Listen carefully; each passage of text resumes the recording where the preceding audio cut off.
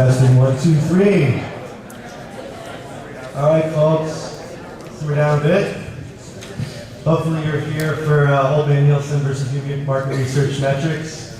You're here for the Twitter Underwater panel, that's the other room. Quick survey of the audience. I'll choose 3 categories. You get to tell me which one. Let's say technology, marketing, and other. So technology-focused people primarily, raise your hands.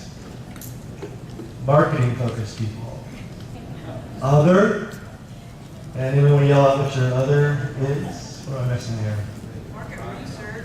Okay. All right, so we're going to focus a little bit more on the marketing side. We'll talk some tech. I'll try to keep the panelists and moderators under control. Not likely. Dan Neely, Chief Executive Officer at Network Insights, is going to start us off with an overview. Before we get started, if anybody wants to ask questions of the panel, please tweet #metrics for your questions or comments or your heckles.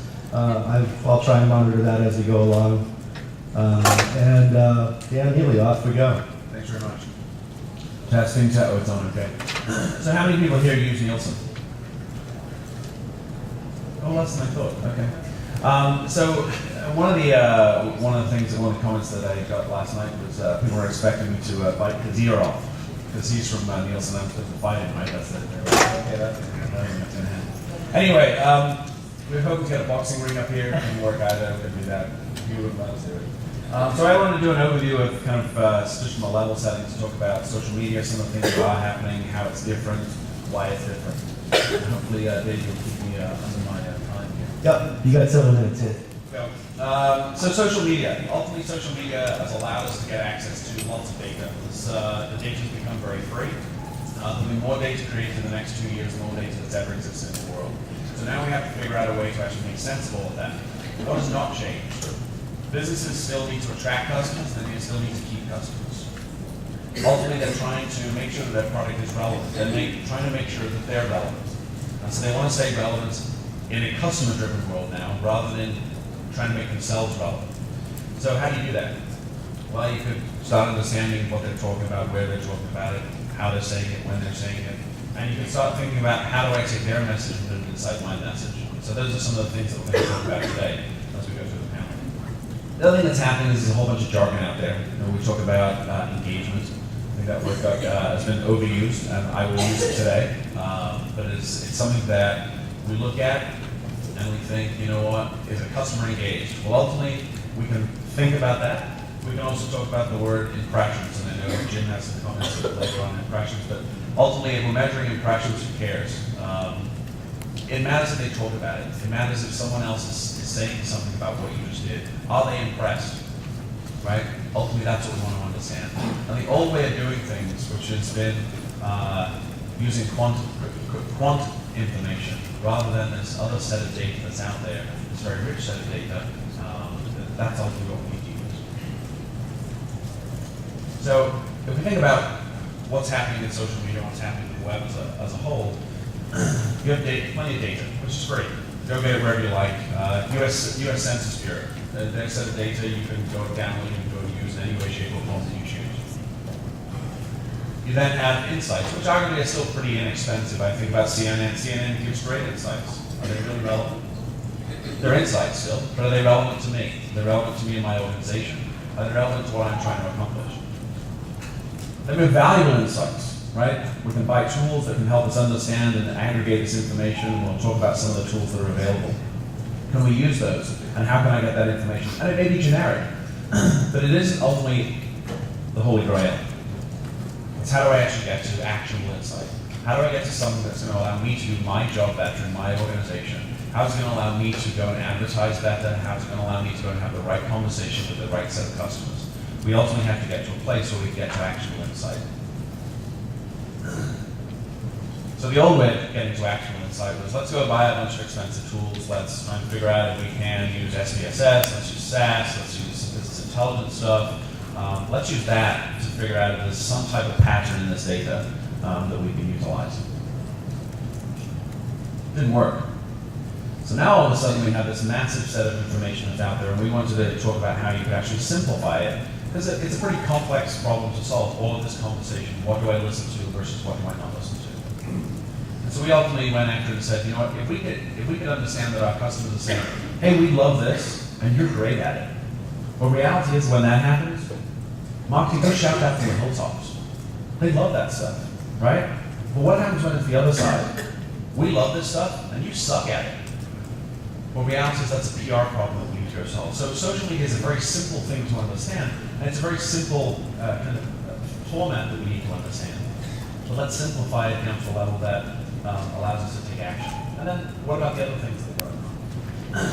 Let's pay attention to relevant groundswells. Pay attention to the things that are actually happening out there.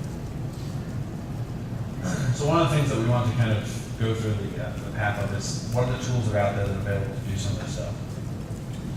Let me guess, Dan. Your tool is going to be in the upper right-hand corner.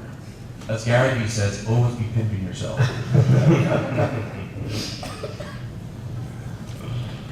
So we're not quite in the upper right-hand corner. How humble. So you've got a bunch of tools in here, most of which you guys have heard of. There's some pretty cool tools out there today that are free. So from a cost standpoint, that are highly actionable. And how many people in here use Quantcast? You should check Quantcast out. It's a free comm score. It's really cool. You have things like Kissmetrics, which another company along the same lines that are doing some pretty cool things. Now you're pimping all my companies. This is great. All right. Google. Not one of your companies, right? So you have a number of companies that are out there that are doing things that are pretty interesting. Ultimately, they're trying to get to a level of actionability. If I can deliver you something that's relevant to you in a timely fashion, because remember, insight, as we talked about, for going from data to insight to valuable insight to actionable insight, right? When we went to just insight, we weren't talking about relevance and timeliness. When we went to valuable insight, that was about relevance. Actionable insight is about timeliness. So how timely is this information so I can actually do something with it and do something about it? And that's what we're trying to strive for, and that's what we're trying to go for from a Holy Grail standpoint. So we'll also talk about what's inside companies, considering there are many marketers here. The old way was to hire a bunch of analytical focused people, statisticians, and so forth, a bunch of number junkies, people that understood how to go through and use SAS, SPSS, for doing regression analyses, and so forth. What about the new way? We need to understand so many more things and need to be able to marry that with the quantifiable stuff so that we can actually make decisions. If I think about some of the anthropological approaches that are out there, I ultimately want to know if I get invited to a conversation and I join that conversation and I invite others to it and they start posting, how valuable is all that interaction that's taking place? I don't really care if they just post it there. I value all of the things that drive towards influence in social media. And be able to understand that to make decisions. If I can tell you where to place it, when to place it, and when to have the right conversation, and what that conversation should be about, then we'll move beyond the 1% effectiveness of advertising. 99% of advertising doesn't work.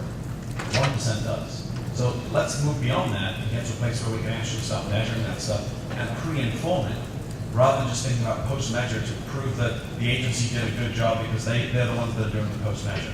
What's the source? What's that? The source for 99% of advertising does not work? If you look at the click-through rates on advertising, so if you use the So that's your source, click-through rates? What's I that? just want to know your baseline. Oh, So the question is, where's the source for the 99% versus 1% comment, which I think is more out of the arrow. So it's based on brand advertising across the web and the click-through rates on that So advertising. you're basing it totally on click-through rates, that's all. Yes.